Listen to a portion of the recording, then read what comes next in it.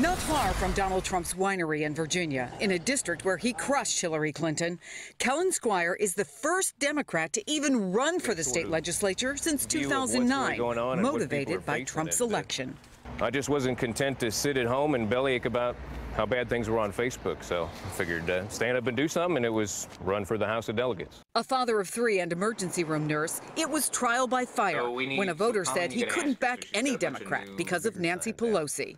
So to win, you have to separate yourself from the big D Democrats? Pretty much. I mean, although, to be fair, I mean, that's true a lot of places in the country, maybe outside of like New York and California. I'm calling because I heard that you were undecided. Jennifer Carroll Foy was also new to politics, pregnant with twins and a public defender when she decided to run for the Virginia House, too. What was it that motivated you? I think I was pissed off. I think I was very pissed off. Last night, I congratulated Donald Trump and offered to work with him on behalf of our country. Angry that Hillary Clinton lost, but also at a Democratic Party she says isn't run by the diverse mix of people it's asking for votes. We recognize that we need a seat at the table. If our interests are going to be protected, if our ideals are going to be promoted, then we have to be a part of that conversation, and that's not happening.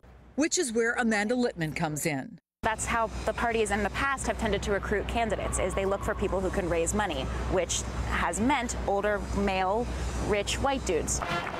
So on the day Donald Trump became president, she decided it was time to stop being mad and get even, co-founding a group called Run for Something to encourage diverse first-time candidates under 35. We thought it'd be small. We would get maybe 100 people who want to run in the first year.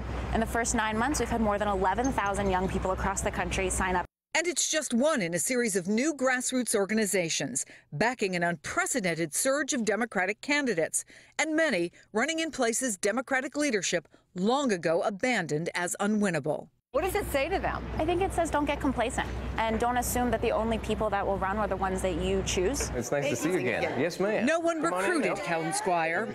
Sir, nice to see you again. But he's talking to any voter who will listen and says national Democrats would do well to listen too. You can't focus group your way out of this one. People don't want somebody that agrees with them 100%. They want somebody that's going to take their concerns to heart and at least listen and appreciate them.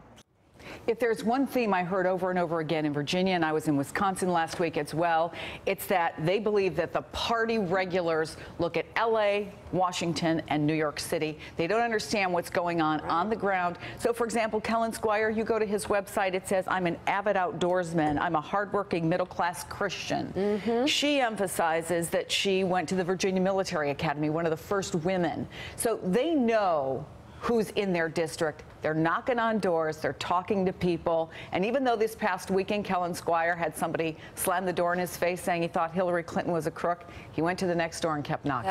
That's how it works. Yep. Let's bring it. Thanks for checking out MSNBC on YouTube, and make sure you subscribe to stay up to date on the day's biggest stories, and you can click on any of the videos around us to watch more from Morning Joe and MSNBC. Thanks so much for watching.